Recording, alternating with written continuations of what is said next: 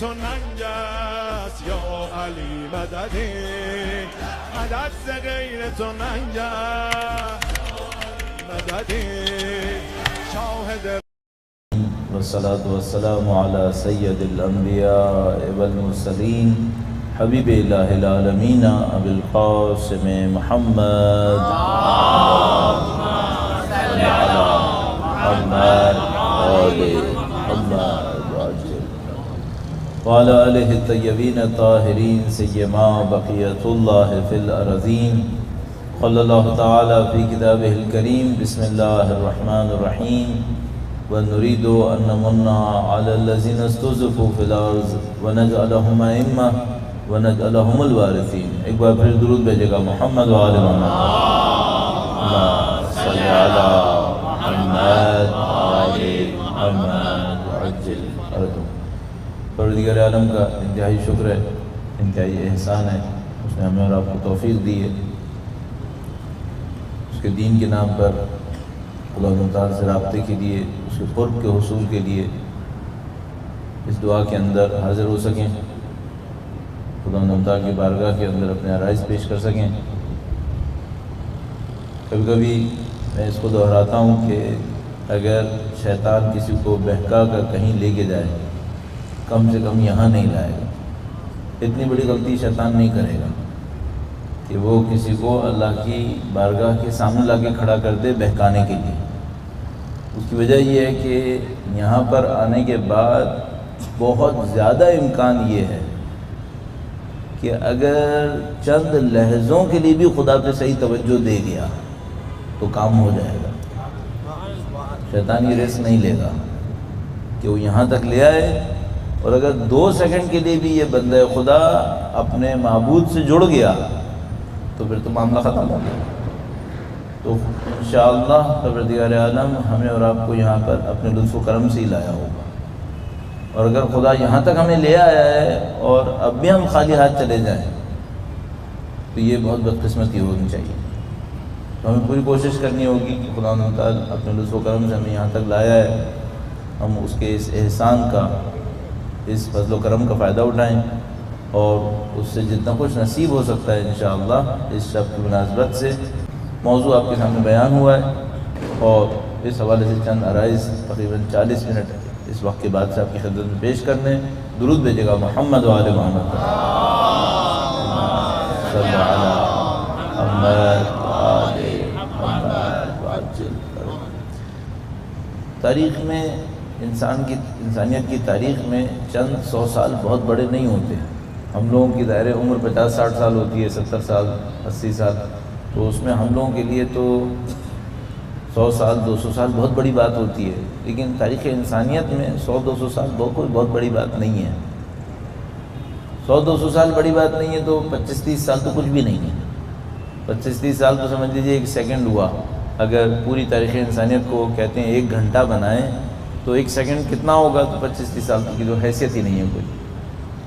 لیکن گزشتہ آخری 25-30 سال کے اندر اتنی بڑی بڑی تبدیلیاں اور رونما ہوئی ہیں اور اتنے بڑے کارنامے ہوئے ہیں کہ اس کو دیکھتے ہوئے لگتا ہے کہ یہ 25-30 سال لگتا ہے 2-2.5 ہزار سال کے اوپر محیط ہو گئے۔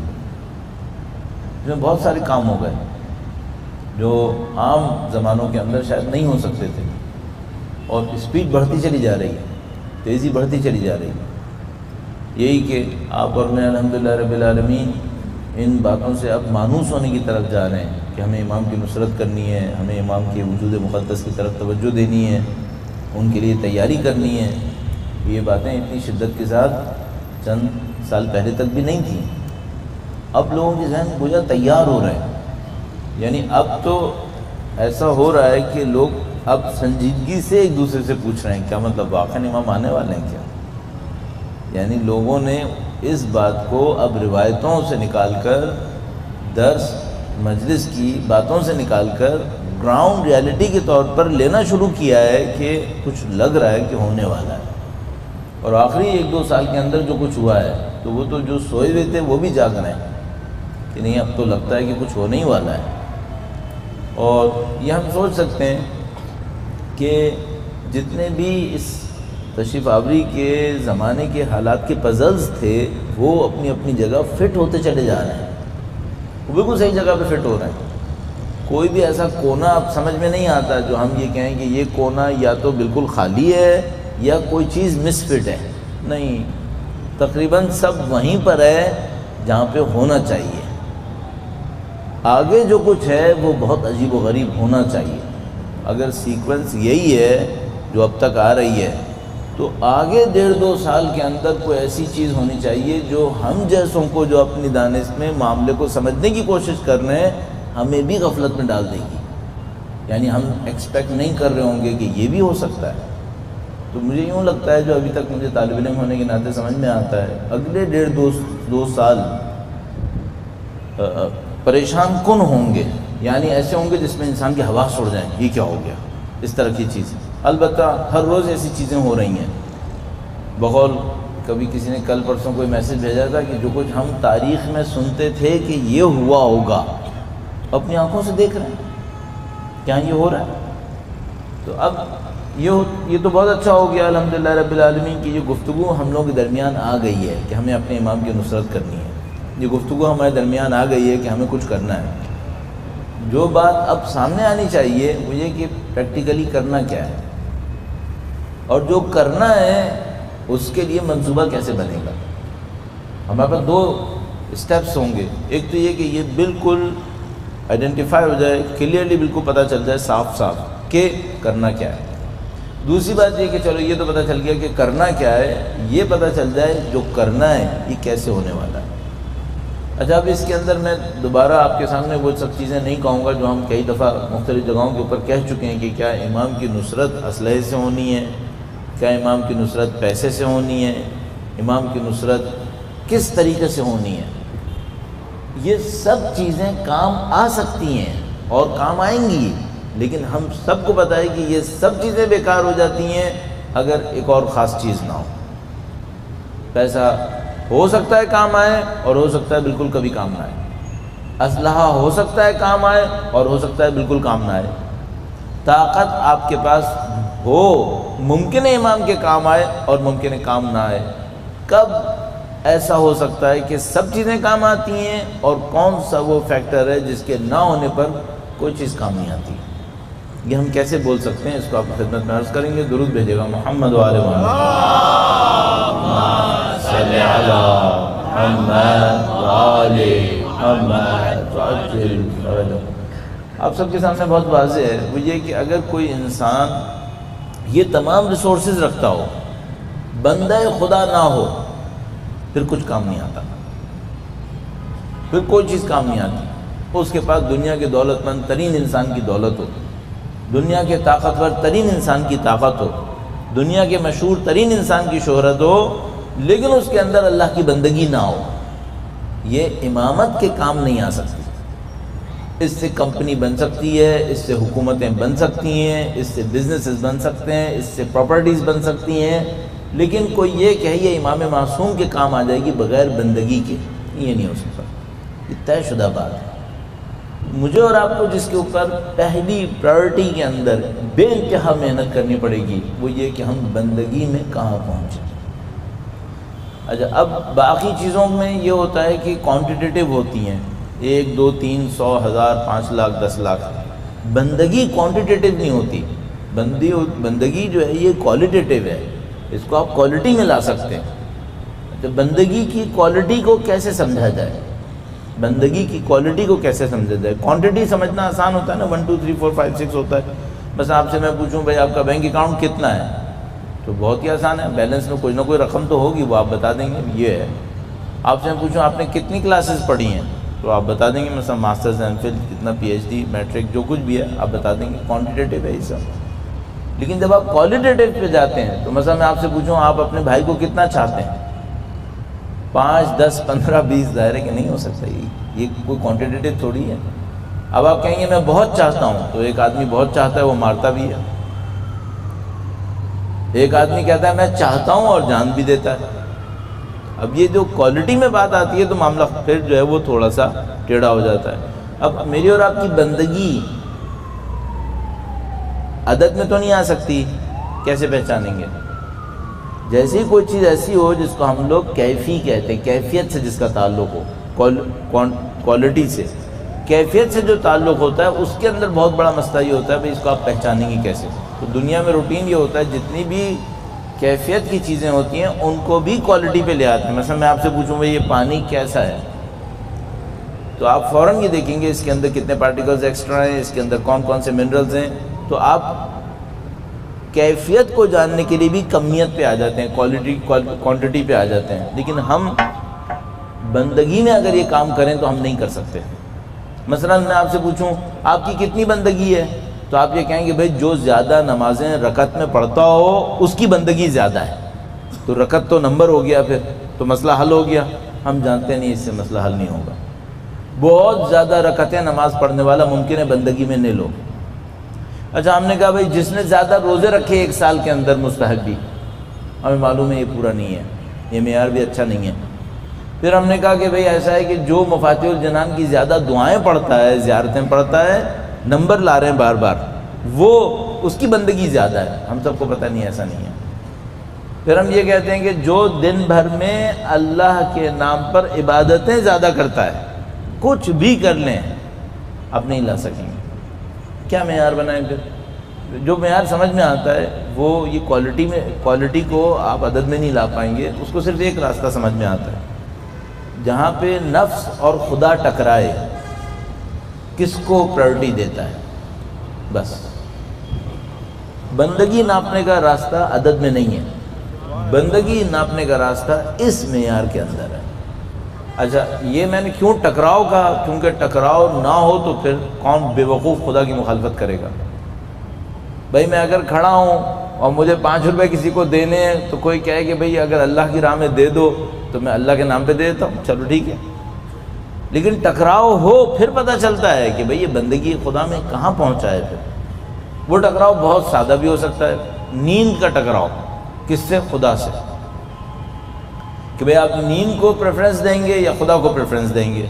پیسے کا ٹکراؤ ہو سکتا ہے، پیسے میں خدا کو ترجیح دیں گے یا بندگی کو ترجیح دیں گے، کیا کریں گے آپ؟ جہاں کہیں ٹکراؤ ہو اور آپ خدا کو اولویت دے دیں، پرائرٹی دے دیں کہ نہیں مجھے خدا عزیز ہے، یہ عزیز نہیں ہے، وہ معاملہ زبردست ہے۔ وہاں سے آپ کی بندگی کا بندگی کا اور جسے کہتے ہیں ڈیولپمنٹ آپ کی شروع ہو جاتی ہے۔ بندگی بڑھے گی تو کیا ہوگا؟ بندگی بڑھے گی تو کیا ہوگا؟ میں اس سلسلے میں ایک دو چھوٹے چھوٹے پوائنٹس آپ کی خدمت میں عرض کرنا چاہوں گا۔ درود بھیجے گا محمد وعلی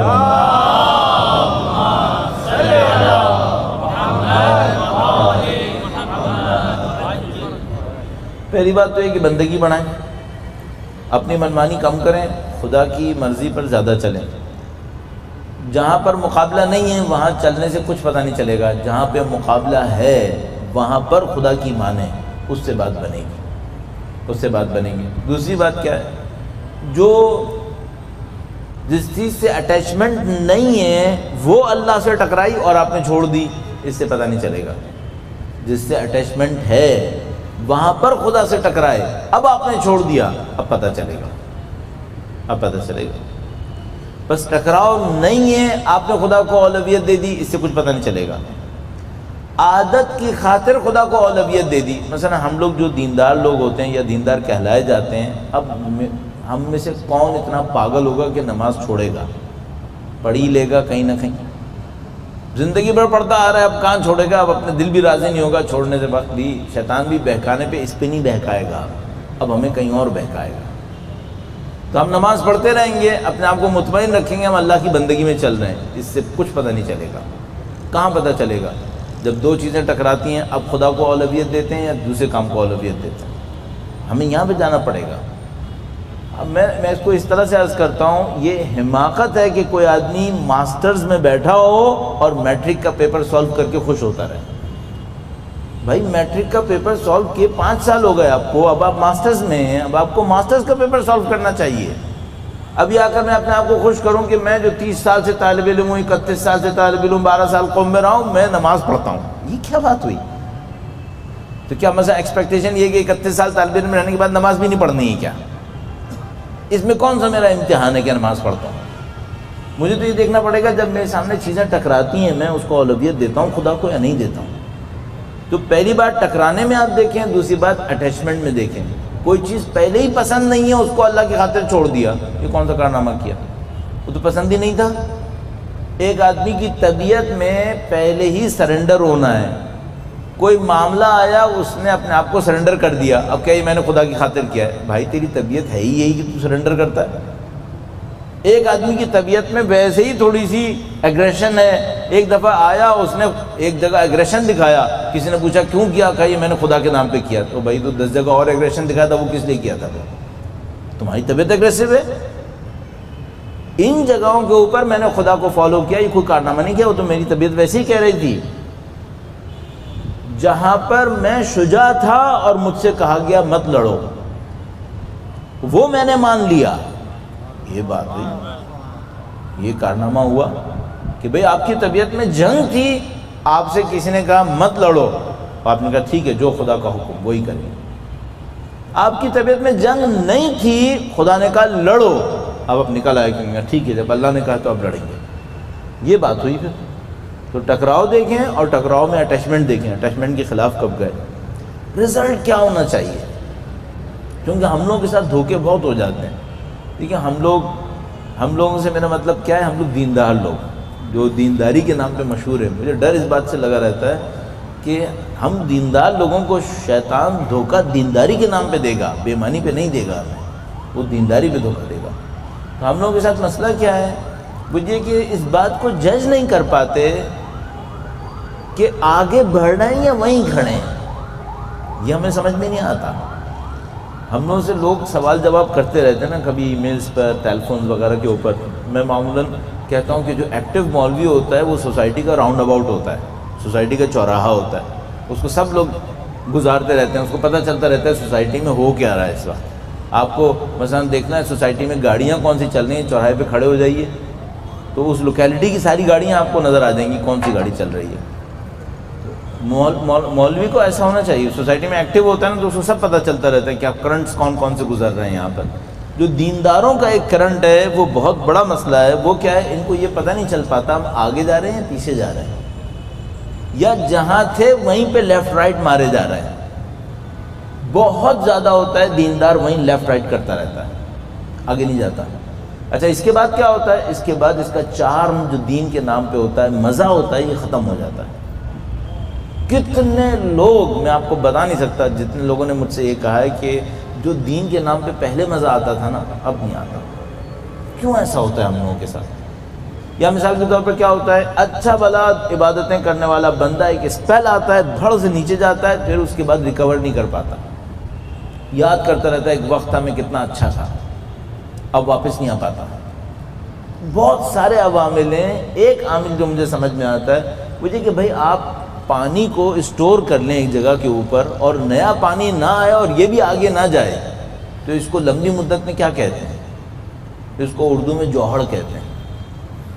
یہ پانی گندا ہو جاتا ہے, یہ سڑنے لگتا ہے, یہ بدبودار ہو جاتا ہے. کیوں؟ نیا پانی نہیں آ رہا ہے, خود بھی کہیں نہیں جا رہا ہے. اگر انسان کے وجود میں نئی معنویت نہ آئے, دوسروں کو بھی کچھ نہ دے, پھر ختم ہو جاتا ہے معنویت, وہ ڈیڈ لاک پھنس جاتا ہے. کب تک لیفٹ رائٹ مارے گا, وہیں پہ پھنس جاتا ہے. کچھ عرصے کے بعد جن عبادتوں سے مزہ آ رہا تھا اب ان عبادتوں سے کوئی مزہ نہیں آتا. تو جس طرح بچوں کا ٹیسٹ ڈیولپ کرنے کے لیے تھوڑی تھوڑی دوائیاں کھانے مختلف کرنے پڑتے ہیں نا, کہ بھئی تھوڑا سا کھانا مختلف کر لو شاید اب یہ زیادہ رغبت سے کھا لے, تو دیندار کو بھی یہ کرنا چاہیے. عبادتوں میں بھی تھوڑی بہت ویرائٹی لے آئیں. ایک کوئی نئی دعا پکڑ لیں, اس کو پڑھ کے دیکھیں اس سے میرے دل کے اوپر کیا اثر پڑ رہا ہے. دل کو زندہ رہنا, دل کا زندہ رہنا بہت ضروری ہے. بعض اوقات دعاؤں سے پھر وہ اثر ہونا بند ہو جاتا ہے اگر وہ روٹین میں آ جائے. آپ سوچیں اپنی زندگی میں پہلی دفعہ جب دعائے عہد پڑھی تھی تو آپ کو کیسا لگا تھا, اور اگر روزانہ پڑھے جا رہے ہیں پھر معاملہ ختم. یہی دعائے کمیل آپ نے زندگی میں پہلی دفعہ پڑھی تھی تو آپ کے اوپر کیا حالت آئی تھی. اچھا اگر روٹین میں پڑھتے چلے جا رہے ہیں معاملہ ختم ہونے لگتا ہے. پڑھیں اور بھی کچھ کریں, کوئی نیا کام کریں. کوئی نئی دعا پڑھ لے. اور کیا کر سکتے ہیں؟ مثلا بندوں کے کسی کام آ جائیں، بندوں کے کسی کام آ جائیں، اور ظاہر ہے وہ تمام شرائط کے ساتھ کہ آپ ریاکاری میں نہ پھنس رہے ہوں، لوگوں کو دکھانے کی خاطر نہ کر رہے ہوں، تاکہ آپ کا میرا دل زندہ رہے کسی طریقے سے. اچھا اگر زندہ رہا، یہ سب کچھ ہوا، کیا ہوگا پھر؟ میں ایک مثال آپ کی خدمت میں عرض کرتا ہوں. درود بھیجے گا محمد و آل محمد. صلی علی محمد و آل محمد. صاحب یوں فرض کر لیتے ہیں دنیا کا مہنگا ترین کوئی بلب وہ میرے ہاتھ میں ہے، دنیا کا مہنگا ترین بلب میرے ہاتھ میں ہے، صحیح ہے، کرنٹ نہیں ہے. کیا ہوگا اس میں؟ یہ کچھ دے گا؟ بیٹھے رہو. مہنگی ترین لائٹ آپ کے میرے ہاتھ میں ہے، کرنٹ نہیں ہے، کیا ہونا ہے پھر؟ لیے بیٹھے رہو. یہ دعائے کمیل لائٹ سے کم ہے، یہ نورانیت کا سورج ہے، سب کو مل گئی ہے. کیا چاہیے پیچھے سے؟ کوئی چیز مسنگ ہے. یعنی ہمارے پاس وہ سب کچھ ہے جو دنیا کا مہنگا ترین ہے، اس سے زیادہ ویلیوبل کوئی چیز معنویت کے باب میں چیپٹر میں ہمیں نہیں ملے گی، وہ ہمارے پاس ہے. اب کیا چاہیے؟ یہ لائٹ کیوں نہیں دے رہا ہے؟ ہمیں دیکھنا پڑے گا اس کا کرنٹ کیا چیز ہے، اس کا کرنٹ کیا چیز ہے. جو مجھے سمجھ میں آتا ہے اس کا کرنٹ، اب اس سے ملتی جلتی ایک بات بھی ہے، میرے اور آپ کا خدا کے ساتھ ایک کنیکشن ہے. یہ سب پڑھتے ہوئے اگر میں اور آپ خدا کے ساتھ کہیں رابطے میں آ گئے تو ان سب کی لائٹ جلے گی، اس سے نورانیت ملے گی. اچھا اگر یہ نہیں ہوا، 2 گھنٹے کے آپ 6 گھنٹے بیٹھے رہیں، کچھ نہیں ہونے کا. پڑھتے رہیں دعائے کمیل، دعائے ابو حمزہ سمالی، دعائے عرفہ، فلاں فلاں، پڑھتے رہو. اگر وہ کنیکشن نہیں جڑ رہا ہے نہیں بات بنے گی. اچھا یہ کنیکشن کیسے جڑتا ہے؟ اچھا اب یہ مشکل یہ ہے کہ اس کو سمجھائے کیسے آدمی، اس کو بتائے کیسے؟ بھونڈی مثالیں دینی پڑتی ہیں، بعض اوقات گندی مثالیں دینی پڑتی ہیں. وہ یہ کہ مثال کے طور پر آپ نے دیکھا ہوگا مثلا 2 بچے اگر کبھی 2 جوان ایک دوسرے سے دوستی کر لیتے ہیں اور خدا نہ کرے اگر مخالف سمت کے ہوں تو پھر وہ جو دوستی کرتے ہیں تو ایک دوسرے کے ساتھ بیٹھ کے مزہ آتا ہے، باتیں کرنے کا مزہ آتا ہے. ہمیں خدا سے باتیں کرنے کا مزہ آتا ہے؟ اتنا بھی نہیں آتا جتنا بندوں سے بات کرنے میں مزہ آتا ہے. تو پھر ہم نے خدا کو کیا پہچانا ہے؟ کائنات میں کسی کی بھی محبت اٹھا کے دیکھو کس کی دی ہوئی ہے، کوئی بھی اٹھاؤ، ماں اٹھاؤ، ماں سے زیادہ پاکیزگی تو نہیں آ سکتی نا کہیں پر بھی.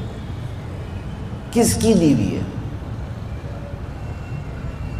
جو میں ابھی تک سمجھ پا رہا ہوں، میں اسی لیے بار بار جملہ عرض کرتا ہوں، ممکن ہے غلط سمجھ میں آ رہا ہوں، لیکن جو مجھے ابھی تک سمجھ میں آیا ہے، ہم خدا کو حاضر بھی نہیں بنا پائے ابھی، ہم خدا کو غائب پہ چلا رہے ہیں.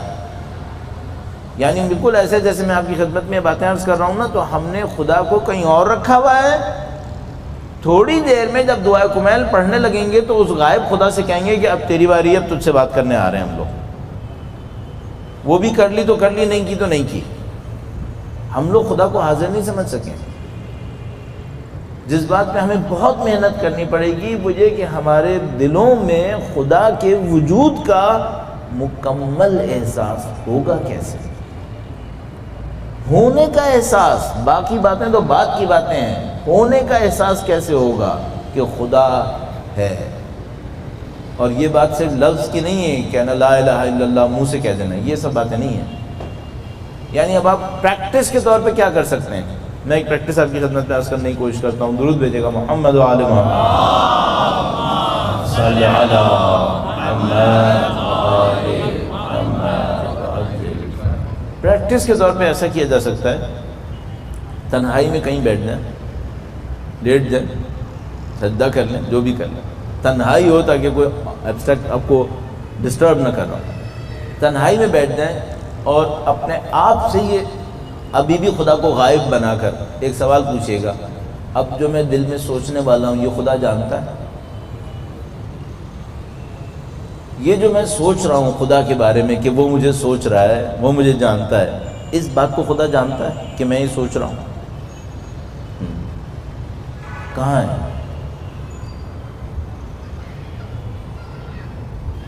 اگر یہ خدا اتنا نزدیک ہے کہ میری اس سوچ کو بھی جانتا ہے جو میں ابھی یہ سوچ رہا ہوں، تو میرے اور اس کے درمیان کوئی پردہ ہے کیا؟ یہ کائنات سب کی سب اس کی ہے، مطلب کیا ہے اس کا؟ یہ جو میں سوچ رہا ہوں وہ یہ جانتا ہے کہ میں یہ سوچ رہا ہوں، تو میں اس سے خطاب کیوں نہیں کر لیتا؟ میں کس قسم کے وجود کے بارے میں بات کر رہا ہوں؟ ہم نے خدا کو نہیں پہچانا، پہچان بھی نہیں سکیں گے، لیکن رابطہ تو بنا سکتے ہیں۔ مجھے جو سمجھ میں آتا ہے وہ یہ کہ ہم میں اس رابطے کی شاید کمی ہے، اور اس کی وجہ سے وہ جو لائٹ ہے وہ ہماری ابھی نہیں جل پا رہی ہے، یا جلتی ہے تو بجھ جاتی ہے۔ تو آپ اور میں جب یہ دعائے کمیل کے اندر ہوں یا دعائے کمیل کے باہر ہوں، ڈیلی پریکٹس میں کچھ ایسا رکھ لیں، دن میں کم سے کم 2 منٹ 4 منٹ ایسے ہوں جب ہم خدا کو پکاریں تو صحیح۔ اور یہ جو میں نے آپ سے کہا خدا کے وجود کو احساس کر لیں، یہ اگر 1-2 سیکنڈ بھی اگر آ گئی یہ حالت، مجھے لگتا ہے اس سے بھی کچھ نصیب ہوگا، اس سے بھی کچھ نصیب ہوگا۔ اور اس کے نصیب ہونے کے بعد پھر ہمیں نہیں معلوم راستے کیسے کھلتے ہیں، انسان کس طرح ڈیولپ ہوتا ہے، کیسے آگے بڑھتا ہے۔ لیکن یہ بات سمجھ میں آتی ہے کہ اگر کسی کو واقعاً خداوند متعال کی طرف سے کچھ نصیب ہو جائے، اس کا وجود اللہ کے دین کے لیے اور اللہ کے بندوں کے لیے کارآمد وجود میں تبدیل ہو جانا چاہیے۔ اللہ کے نزدیک رہنے والا انسان بیکار انسان نہیں ہونا چاہیے، اس کے وجود میں کوئی نہ کوئی کارآمد پہلو ہونا چاہیے۔ مجھے جو سمجھ میں آتا ہے وہ یہ کہ یہ نہیں ہو سکتا کہ میں کہوں میں خدا کے نزدیک ہوں، نہ دین کے کام آتا ہوں نہ بندوں کے کام آتا ہوں، یہ نہیں ہونا چاہیے۔ اگر کوئی خدا کے نزدیک ہے تو خدا کے دین کے کام آئے گا، خدا کے بندوں کے کام آئے گا۔ خدا اپنے مقرب بندوں کو فالتو عضو بنا کے رکھتا ہے سوسائٹی کے اندر۔ سب سے زیادہ خدا سے نزدیک انبیاء ہوتے ہیں، سب سے زیادہ کام آتے ہیں۔ ائمہ ہوتے ہیں، سب سے زیادہ کام آتے ہیں۔ ان کے چاہنے والے ہوتے ہیں، سب سے زیادہ کام آتے ہیں۔ یہ لوگ معاشرے میں کام آتے ہیں، کسی کی مشکل کو حل کرتے ہیں، کبھی دین کو پھیلا دیتے ہیں، کچھ ہو رہا ہوتا ہے ان کے ذریعے سے۔ ہم لوگ اپنے آپ سے باہر نہیں نکل پاتے۔ اس کا مطلب یہ کہ ہمارے رابطے میں کہیں نہ کہیں کوئی کمی ہے، اس کا مطلب۔ تو ہمیں اور آپ کو جو بہت زیادہ محنت کرنی پڑے گی وہ اس چیپٹر کے اوپر کرنی پڑے گی کہ ہمارا، اگر میں شروع سے آپ کی خدمت میں عرض کروں، ہم نے عرض کیا تھا ہمیں بندگی بھی محنت کرنی پڑے گی، خدا پرائرٹی ہونی چاہیے۔ ٹکراؤ میں پتہ چلے گا، ٹکراؤ بھی ایسی چیز جس سے اٹیچمنٹ ہو۔ اگر یہ پرائرٹی ہم نے خدا کو دینا شروع کر دی تو کیا نصیب ہونے والا ہے؟ خدا سے ہمارا رابطہ۔ وہ جو خدا سے رابطہ ہوتا ہے وہ کیا ہوتا ہے؟ بالکل ایسے ہوتا ہے جیسے بجھا ہوا بلب ہو، اس کے ساتھ ایک تار اٹیچ ہو جائے اور اس کو الیکٹریسٹی مل جائے۔ اس میں اور اس میں زمین آسمان کا فرق ہے۔ ایسی ایک حالت ہمارے اندر آنی چاہیے۔ یہ کب آ سکتی ہے؟ جب ہم خدا کے ہونے کو احساس کریں، اس کے ساتھ اپنے تعلق کو احساس کریں، اس کی قدرت کو احساس کریں۔ سادہ تر کام یہ خدا کی قدرت کو احساس کریں۔ ایسا ایک جملہ آپ کی خدمت میں کافی دفعہ آپ نے سنا ہوگا، اس جملے کو ہمیں حل کرنا چاہیے۔ ہم جو کچھ ہیں وہ خدا کا ارادہ ہے، اس کے سوا کچھ نہیں۔ ہم خدا کے ارادے کے سوا کچھ نہیں ہیں۔ یعنی مثال کے طور پر کیسے؟ جیسے آپ تصور کیجئے، اگر آپ یہیں جو آپ لوگ تشریف فرمائیں الحمدللہ سن رہے ہیں، اگر آپ اپنے ذہن میں سوچیں کہ ایک درخت آپ نے سوچا ہے، آپ اپنے ذہن میں ایسی سوچ لیں ایک درخت سوچا ہے، وہ درخت جو آپ نے سوچا ہے فرض کریں 10 فٹ کا ہے، اچانک سوچیں وہ 100 فٹ کا ہو گیا۔ 100 فٹ کا سوچ لیں، 100 فٹ کا درخت سوچا ہے، آگ لگا دیں اس کے اندر، آگ لگا لیں، آگ بجھا دیں، سیب لٹکا دیں، 100 فٹ کے درخت میں سیب لٹکا دیں، لٹک جائیں گے؟ کیا سیب درخت آگ اپنی مرضی سے کچھ کر سکتے ہیں؟ ہم صرف خدا کا ارادہ ہے اور کچھ نہیں ہے. پوری کائنات خدا کا ارادہ ہے اور کچھ نہیں ہے. اگر ہمیں یہ بات پتہ چل جائے کہ یہ ساری کائنات بالکل ایسے ہی ہے خدا کے لیے، بلکہ شاید یہ مثال بھی اچھی نہیں ہوگی، جیسے میرے لیے وہ درخت، کیا درخت مقاومت دکھا سکتا تھا کہ مجھے 100 فٹ کا نہیں ہونا ہے، 90 کا ہونا ہے؟ میں اس کو آگ لگا رہا ہوں، کیا میں نے آگ نہیں لگنا ہے؟ میں آگ بجھا رہا ہوں تو کہہ رہے ہیں مجھے نہیں بجھنا ہے. وہ کیا کر سکتا ہے؟ درخت آپ کے دماغ کی مخلوق ہے، آپ کے ارادے کے تابع. آپ کہیں اچھا ٹھیک ہے میں نہیں سوچ رہا، درخت، معاملہ ختم ہو گیا. ہم جو کچھ ہیں خدا کا ارادہ ہے، اس کے سوا کچھ نہیں ہے. ہم لوگ کوئی بھی کچھ نہیں ہے یہاں پر، صرف خدا ہی ہے. اصل بات یہ ہے کہ ہم لوگ کچھ ہیں ہی نہیں. یہ تو ہم لوگوں کو خدا نے آنا اور یہ سب بنا دیا کہ میں اور تو اور یہ اور وہ، ورنہ کچھ نہیں ہے یہاں پہ، صرف خدا ہے. تو ابھی ہم لوگوں کو اس کے اوپر محنت کرنی پڑے گی، اپنے اندر اس بات کو سمجھانا پڑے گا. جو میں آپ کی خدمت میں عرض کر رہا ہوں وہ بھی اس پریکٹس کی خاطر عرض کر رہا ہوں تاکہ مجھے بھی اس بات کو سمجھنے میں آسانی مل جائے کہ بھائی یہاں کچھ نہیں ہے، صرف خدا ہے. باقی سب فضول ہے، باقی سب ہم لوگ نے خود بنائے ہوئے ہیں. ہم لوگوں کے بھوت ہیں جو ہمارے دماغوں کے اندر بنے ہوئے کہ میں کچھ ہوں اور وہ کچھ ہے، یہ چیز کچھ ہے، خدا کے مقابلے میں کچھ اور بھی ہو سکتا ہے. کچھ نہیں ہے یہاں پہ، صرف خدا ہے. ہمیں یہ بات سمجھ میں نہیں آئی ہے. یہ باتیں ہمیں سمجھ میں آنا شروع ہو جائیں اور ہماری عمل میں اس کی ریفلیکشن آ جائے، یہ بندگی ہے. اب ایک بات واضح ہے، وہ یہ کہ ہمیں اگر امام کی نصرت کرنی ہے نا تو ہمیں اس مقام تک پہنچنا پڑے گا، بندگی کے مقام میں. وہ رابطے کے سوا کبھی ممکن نہیں ہو پائے گی. رابطے کو خدا سے جوڑنا پڑے گا. اور یہ جتنی دعائیں ہیں، جتنے اعمال ہیں جو آپ اور میں مختلف شبوں پہ کرتے ہیں، مختلف مواقع و مناسبتوں پہ کرتے ہیں، ان سب کا ہدف یہ ہوتا ہے ہمیں خدا سے نزدیک لے جائے. اچھا علامت کیا ہوتی ہے؟ ہم سب کو، ہم انسان ہیں، ہمیں کوئی نہ کوئی علامت چاہیے جس سے ہمیں پتہ چلے کہ بھئی ہم بالآخر آگے بڑھے، پیچھے ہٹے، کیا ہوا ہمارے ساتھ. یوں سمجھ میں آتا ہے، دھوکہ بھی ہو سکتا ہے اس کے اندر، لیکن ایک طرف سے صحیح ہے. اگر کوئی اور آپ کا اور میرا دل جب کبھی بھی خدا کی طرف جائے گا، مجھے یوں سمجھ میں آتا ہے ابھی، جب کبھی بھی کسی بندے خدا کا دل خدا کی طرف جائے گا، کچھ نہ کچھ اس کے دل میں غم آئے گا، کچھ نہ کچھ اس کا دل چاہے گا میں اللہ کی راہ میں 2 آنسو بہا لوں. نہیں بھی چاہے نا تو اس کی آنکھوں سے نکلیں گے اگر میں اور آپ خدا سے جڑ گئے. تو ابھی دعائے کمیل، مجھے یاد ہے طالب علم بنا بعد میں بھی ایسا ہوتا تھا، دعائے کمیل پڑھتا تھا تو میں دیکھتا تھا لوگ رو رہے ہیں، تو میں کہتا تھا یار یہ کیا مشکل ہے، یہ لوگ رو رہے ہیں، میں کیوں نہیں رو رہا ہوں. تو اپنے اوپر رونے کو طاری کرتے تھے کہ بھئی سب لوگ رو رہے ہیں الحمدللہ رب العالمین، اللہ کی یاد میں گریہ کر رہے ہیں، تو ہمیں کیوں نہیں گریہ آ رہا ہے. تو اپنے اوپر گریہ ڈالنے کی کوشش کرتے تھے. یہ گریہ خود بخود کیسے آتا ہے؟ کیسے آتا ہے خود بخود گریہ؟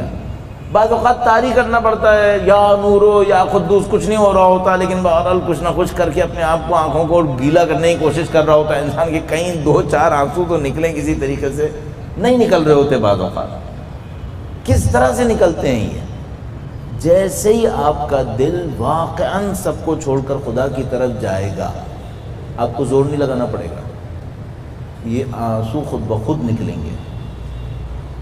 اس طرح کا خدا نے رابطہ رکھا ہوا ہے. تو جیسے آپ کا اور میرا دل خدا کی طرف بڑھے گا، خود بخود ہمارے دلوں پہ رقت طاری ہوگی. اور اگر یہ رقت طاری نہیں ہو پا رہی نا تو پھر 2 چیزوں میں سے ایک چیز پکڑ لیجئے گا، یا تو پیچھے سے کوئی معاملہ بہت خراب ہوا ہے جس کی وجہ سے رقت نہیں ہو رہی ہے، یا یہ کہ میں کسی بھی وجہ سے شاید دوپہر کو صحیح نہیں سویا ہوں، شاید مجھے گرمی زیادہ لگ رہی ہے، شاید میرے دماغ کے اوپر کاموں کا بوجھ زیادہ ہے، میں خدا پہ توجہ نہیں دے پا رہا ہوں. کوئی بھی وجہ ہے، میں نے ایسی وجوہات کہیں جن کا تعلق گناہ سے نہ ہو. یا تو پیچھے سے معاملہ خراب ہے، میں کوئی گناہ کر کے آیا ہوں جس کی وجہ سے رکاوٹ ہو گئی ہے، میں خدا پہ توجہ نہیں دے پا رہا ہوں. یا کوئی اور نان گناہ کہہ لیجئے، گرمی، سردی، بھوک، نیند، یہ وہ کاموں کا رش اور یہ وہ جس کی وجہ سے میں نہیں توجہ دے پا رہا. دونوں صورتوں میں ایک بات کلیئر ہے، میں خدا پہ توجہ نہیں دے پا رہا ہوں. مجھے توجہ دینی چاہیے۔ تو اب میں آپ کی خدمت میں عرض کروں گا، چونکہ آپ ابھی دعا پڑھنے کی طرف جائیں گے، میرا اپنے خیال ہے کہ میرا ٹائم اختتام کے نزدیک ہے۔ درود بھیجے گا محمد و آل محمد پر۔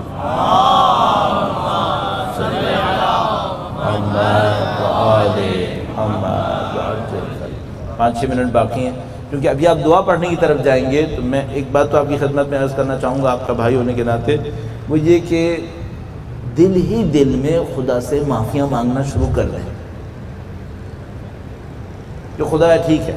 اب میں نہیں کہنا چاہ رہا ہوں، چونکہ میں کہوں گا تو شاید میری اکاری میں رونا شروع کروں گا مجھ کو بھروسہ نہیں ہے انسان کا، پاگل آدمی ہے انسان اس عنوان سے کہ یہ اپنی ساری محنتوں کو بعض اوقات 2 منٹ کی کسی لذت کی خاطر برباد کر دیتا ہے۔ ورنہ میرا اپنا یہ خیال ہے کہ آپ یہاں پہ بیٹھے بیٹھے اندر ہی اندر خدا سے کہنا شروع کر دیں گے، خدایا تو جانتا ہے میں کون ہوں، گندا ہوں یا اچھا ہوں، اب تو تیرے سامنے ہوں، اب تو آ ہی گیا ہوں، کیوں موقع چھوڑ دوں؟ گندا ہوں تب بھی تیرا بندہ ہوں، اچھا ہوں تب بھی تیرا بندہ ہوں، اگر برا ہوں مجھے صحیح کر دے۔ کچھ چیزیں تو صحیح کرنا چاہتا ہوگا، میں نہیں چاہتا صحیح ہوں۔ مثلا اگر خدا مجھ سے کہے بھائی تیری اچھائی اس میں ہے کہ تیرے پاس پیسہ نہیں ہونا چاہیے، تو میں کب خدا سے کہوں گا خدا مجھے فقیر بنا؟ میں تو نہیں کہوں گا۔ تو میں خدا سے ایک اور بات کہوں گا، خدا کچھ چیزیں میری اچھائی ہوں گی جو میں تجھ سے نہیں مانگوں گا، میں تجھ سے ایک التجا کروں گا، زبردستی دے دے، میرے سر پہ ڈال دے۔ میں تو پاگل ہوں، میں نہیں مانگوں گا۔ میں مثلا اگر میرے لیے غربت اچھی ہے، میں تو غربت نہیں مانگوں گا نا، میں تو پیسہ مانگوں گا۔ تو میں خدا سے یہ کہوں گا، خدا تیری کچھ بھلائیاں مجھ تک پہنچنی ہیں جو مجھے نہیں پتا کون سی ہیں، شاید میں مانگوں گا بھی نہیں، لیکن تجھ سے ایک التجا کر رہا ہوں، مجھ پہ جبرن ڈال دے، یہ میں تجھ سے مانگ رہا ہوں، کیونکہ میں جاہل ہوں، مجھے پتہ نہیں مجھے کیا لے لینا چاہیے۔ تو خدا جبرن ڈال دے میرے اوپر، لیکن ایک لطف کر، اس جبر کے پیچھے میرے ثواب کو ختم نہ کر، جبرن ڈال دے میرے اوپر۔ اگر میرے لیے غربت اچھی ہے، میرے اوپر غربت ڈال دے، میں منع کروں گا، میں کہوں گا پیسہ چاہیے، لیکن تو یہ نہ سن، اگر میرے لیے اچھی غربت تو غربت ڈال دے، صرف ایک لطف کر دے، جبرن ڈال اور میرا ثواب کم نہ کر، ثواب بھی دے دے۔ اگر میرے لیے بے عزتی اچھی ہے نا، تو خدا ہے بے عزتی ڈال دے، میں چلاؤں گا مجھے بے عزتی نہیں چاہیے، لیکن تو نہ سن، بے عزتی ڈال دے۔ اگر میرے لیے بے عزتی اچھی ہے، صرف ایک لطف کر، ثواب بھی ڈال دے، ثواب بھی دے۔ پھر میرے لیے تو اولاد اچھی ہے، میں تو اولاد مانگتا ہوں، لیکن اگر میرے لیے اولاد اچھی نہیں ہے تو خدا ہے ٹھیک ہے تم مالک ہے، اتنا کر، پھر ثواب بھی مجھے دے دے، ثواب بھی دے۔ بھلائی مانگے خدا سے، شاید بھلائی ایسی چیزوں میں جو میں نہیں مانگوں گا، جس کو مولا فرماتے ہیں عافیت، خدا سے بھلائی مانگو۔ مجھے کیا پتا بھلائی کس چیز میں ہے، شاید اس چیز میں جو میں نہیں مانگوں گا، لیکن خدا سے بھلائی تو مانگ سکتا ہوں، اور خدا سے مانگوں کہ خدا ہے میرا وجود تیرے دین کے کام آ جائے، خدا ہے میرا وجود تیرے بندوں کے کام آ جائے، اپنی نااہلیوں کو قبول کر۔ نہیں معلوم میں نے تیرے دین کو کتنا نقصان پہنچایا، خدا ہے معاف کر دے۔ نہیں معلوم تیری کتنی نعمتوں کے ساتھ میں نے کفران نعمت کی ہوگی، خدا ہے مجھے معاف کر دے۔ نہیں معلوم میں نے کتنے غلط کام کیے ہوں گے، مجھے پتہ بھی نہیں چلا ہوگا، معاف کر دے، معافی کی توفیق دے دے ہمیں۔ تو یہ سب کام کیوں کروں؟ اس امید پہ کروں کہ جن کو میں چاہتا ہوں نا، شاید میں ان کے کسی قابل بن جاؤں، شاید ان کی کسی قابل بن جاؤں۔ کتنا خراب ہو جائے گا معاملہ اگر امام تشریف لائے اور میں ان کا ساتھ نہ دے سکا، کتنا معاملہ خراب ہو جائے گا۔ اس سے ڈر کے کہ کہیں یہ نہ ہو جائے نعوذ باللہ تعالی، میں اپنے اوپر محنت کروں۔ خدایا اب دیکھیں آخری دعا کی طرف جاتے ہیں اس طریقے سے، تو ہم خدا سے یہ کہہ سکتے ہیں، خدایا تیرے نبی کے فرزند نے تو آنا ہے، اس میں تو کوئی شبہ نہیں ہے، تیرے نبی کے فرزند کا کچھ لوگ ساتھ بھی دیں گے، اس میں بھی کوئی شبہ نہیں ہے، میرے اندر بے انتہا خامیاں ہیں، اس میں بھی کوئی شبہ نہیں ہے، میں قبول کرتا ہوں میرے اندر بہت ساری برائیاں ہیں۔ اگر تو کہے کہ ان برائیوں کی وجہ سے ہم تمہیں اس لشکر میں نہیں جانے دیں گے، خدا تیرا حق ہے، تیرا حق ہے، لیکن خدا میں ایک التجا کر رہا ہوں تجھ سے، کیا میں نے زندگی میں کوئی نیک کام نہیں کیا ہوگا؟ کبھی اتنی عمر گزار دی، ایک کام تو اچھا کیا ہوگا نا کوئی؟ تو میری زندگی کو جانتا ہے، کوئی ایک کام اچھا کیا ہوگا؟ خدا تجھے اس چھوٹے سے ایک کام کا واسطہ جو میرے اندر غلط ہے نا وہ ختم کر دے، اور اگر میں تجھ سے چلا کے کہوں نا اسے ختم نہ کر، وہ نہ سننا تھا، ختم کر دے۔ دولت بری ہے چھین لے، عزت میرے لیے بری ہے چھین لے، جو میرے اندر غلط ہے مجھ سے چھین لے، اور مجھے اس قابل بنا دے کہ میں تیرے نبی کے فرزند کے کسی کام آ جاؤں۔ یہ تو مانگ سکتے ہیں نا، یہ تو مانگ سکتے ہیں، تمام تر حقارتوں کو قبول کر لیں۔ جو مجھے سمجھ میں آتا ہے عزیزان محترم، ہم لوگ اپنے بتوں کو نہیں توڑ پاتے، ہم لوگ اپنے بتوں کو نہیں توڑ پاتے، پتہ نہیں کیوں ایسا ہوتا ہے۔ ہم لوگ خدا کے ساتھ بھی بات کرتے وقت کھچے کھچے سے بات کرتے ہیں، اس کے سامنے گڑ گڑاتے نہیں ہیں، اس کے سامنے تڑپتے نہیں ہیں، خدا کے سامنے بے قراری نہیں دکھاتی کہ خدا عاجز ہو گئے ہیں۔ آپ خود تصور فرمائیں، مثلا اتنی خبریں آتی ہیں، اتنی خبریں آتی ہیں، واقعاً عاجز نہیں ہو گئے ہم لوگ؟ تو خدا بس ہے، اتنے بندے مر گئے ہیں، اتنے لوگ شہید ہوئے ہیں، خدا بس ہے ہم لوگ۔ تو خدا ہم سے کیا کہے گا؟ بس مجھ سے نہیں ہے تو اپنے آپ سے کہو بس نہیں ہے اتنا، اور کتنے بندے مرواؤ گے یہ بتاؤ، اور کتنی قربانیاں دلواؤ گے تم لوگ؟ ہمیں اپنے آپ کو صحیح کرنا ہے۔ اب یہ بڑا اچھا موقع ہے ماشاءاللہ، اس دعائے کمیل کے ذریعے سے محنت کریں گے تھوڑی سی، خدا تعالیٰ کے دروازے کھلے ہوئے ہیں، اور انشاءاللہ کام کم کریں اچھا کریں، کام کم کریں اچھا کریں، توجہ سے کریں، تو انشاءاللہ پروردگار عالم کا لطف و کرم آپ کے اور ہمارے شامل حال ہو۔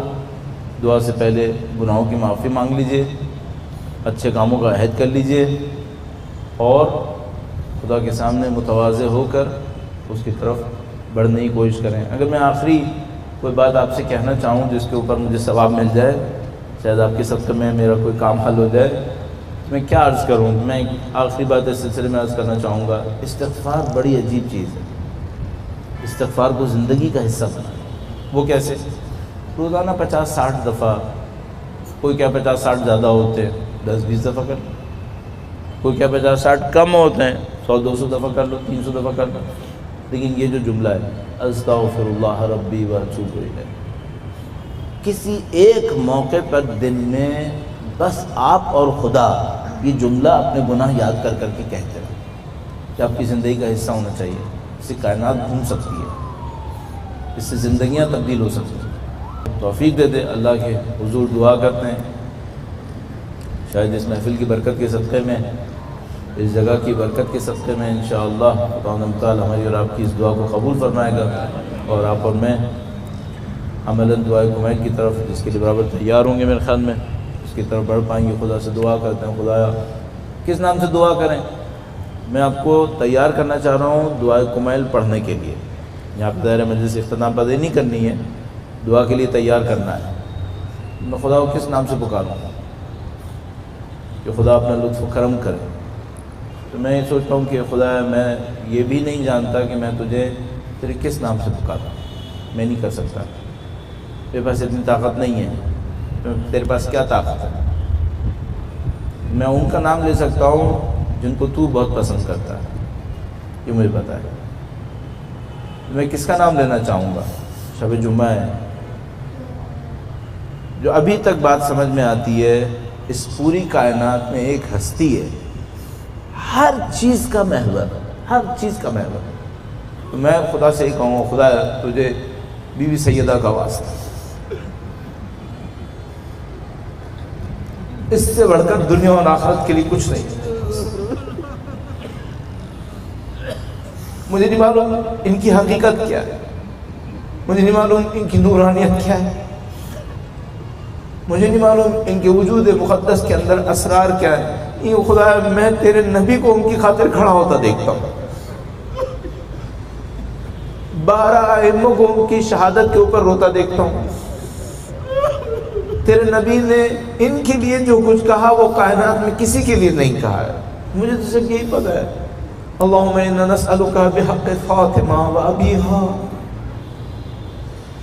و بالہا و بنیہا و سر المستودع فیہا۔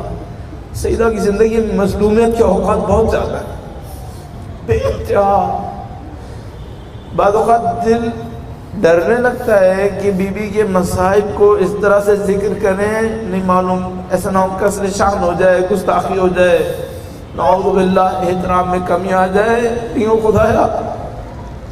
اور بعض اوقات ڈر لگنے لگتا ہے کہ اپنی حقیر زبانوں سے بی بی کے مصائب کا تذکرہ کریں، کہیں ایسا نہ ہو کسی کو برا لگتا ہو، یوں خدایا بخش دے اگر غلطی کرتے ہیں، در و دیوار میں پسنے والی اس ہستی کا واسطہ ہونا ہے، ہر وقت قربانیاں دینے والی ہستی کا واسطہ خدایا تجھے۔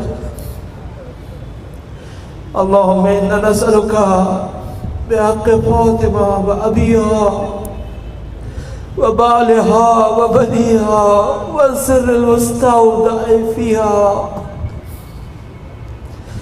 پروردگار تجھے واسطہ ان سیدہ طاہرہ کا خدا بندہ، ان کی نورانیت کا واسطہ، ان کی مظلومیت کا واسطہ، ان کی مشکلات، ان کے صبر کا واسطہ، ان کی اولاد طاہرہ کی مظلومیت کا واسطہ، پاک پروردگار اس شب میں ہمارے مرحومین کے گناہ صغیرہ و کبیرہ کی مغفرت فرما۔ خدایا ان دلوں کے اندر گناہوں کے برے اثر پڑ چکے ہیں، خدایا تجھے سیدہ طاہرہ کی نورانیت کا واسطہ، ان کے والد گرامی، ان کے زوج مبارک، ان کے اولاد طاہرہ کی نورانیت کا واسطہ، ہمارے دلوں کو ان کی نورانیت سے منور فرما، ہمارے مرحومین کی قبور کو ان کی نورانیت سے منور فرما۔ اے پاک پروردگار تجھے واسطہ محمد و آل محمد کا، ان کی نورانیت کا واسطہ، ان کی دعاؤں کو سمجھنے، ان کو صحیح طرح سے پڑھنے، ان پر عمل پیرا ہوتے ہوئے ان کی اولاد کی نصرت کی سعادت نصیب فرما۔ اے خدایا کاش ایسا ہو جائے ہم دعائے کمیل پڑھ رہے ہوں اور ہمارا وقت کا امام ہمیں ایک دفعہ نظر لطف سے دیکھ، کاش ایسا ہو۔ خدایا تجھے اچھوں کا واسطہ، اچھوں کے اچھے اعمال کا واسطہ، ان کی اچھی نیتوں کا واسطہ، ان کے پاکیزہ خلوص کا واسطہ، ہمیں واقعی دعا پڑھنے مستفید ہونے کی سعادت نصیب فرما۔ التماس دعا